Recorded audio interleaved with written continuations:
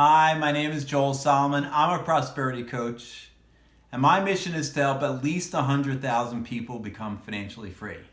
So, welcome to rule number 8 in my upcoming book, The 9 Money Rules That Millionaires Use. This is chapter 3 in part 2 of my book, The Processes that you guys can use to become financially free. It's called The Third Grade Education, or DIY, Do It Yourself. So this is how I start off the chapter, the main theme, how you can do it yourself. It may be the most controversial chapter in my book, but I truly believe that you can do it yourself. You don't have to rely on others. Peter Lynch said, invest in things you know about. Now this is a conversation I had with one client. I'm not good with money. I'm terrible with math. I barely got through 5th grade math. How can I do investments? Well, my question for this client is, are these limiting beliefs or are these empowering beliefs? Or are they truths? Well, what is a limiting belief? It's a belief that doesn't serve you. It's a belief that doesn't help you achieve your dreams, your desires, your goals. Do you believe that rich people have a special talent or skill? If you do, it's going to be really hard for you to become rich, unless you believe you have that special skill as well. You completely miss the fact that there are many rich people out there that are not that smart, not that skilled, not that talented. In fact, it's very easy to get rich, and you don't need that special talent. Do you believe that you have to be excellent at math to be a great investor? If you do, this is just another limiting belief. Now, I know some investors who have just looked at the price chart of stocks. They don't even know what the company does. And they figured out that the stock was going to be a home run, and amazingly enough, they were right. Now, one audience member at a recent speech I gave recounted a story about his wife, who became enamored with a new computer she got in the late 1990s. And he researched the stock a little bit, and sales were growing quite rapidly, but they had no earnings. And he was questioning, I don't know what we should do, but he decided to go along with his wife, who really liked the product. And remember, Peter Lynch said, invest in things that you know about. So they bought 100 shares of this computer company called Apple. And those 100 shares are now worth 200 times what they paid for them 20 years ago. And yes, they still own the stock. Now think about it. Are you making similar statements about money and your math abilities, saying, yes, that's true? I will say it's just a belief that either you were taught or someone told you once that has now become your mantra, and it's clearly not serving you.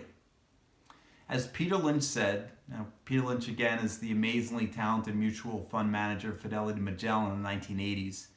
He stated this in his best-selling book, One Up on Wall Street. All the math you need in the stock market you'll get in the 4th grade.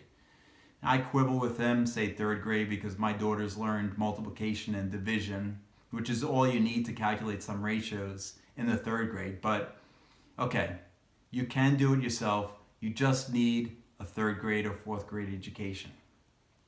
And maybe you believe that others are supposed to manage your money for you. Well, aren't they? Yes, I know a lot of you believe that, and I've heard it again and again. How can I watch my money? Well, you can, just as much as some financial advisors do. You think that your financial advisors are watching every single stock or every single fund you own. They may have 100 clients. Are they spending hours a day on your money? You may be wasting some time every day on Facebook or Snapchat or Instagram. How important is your financial future? How important is financial freedom to you? If you're giving up the responsibility for financial freedom to somebody else, then it may not be that important.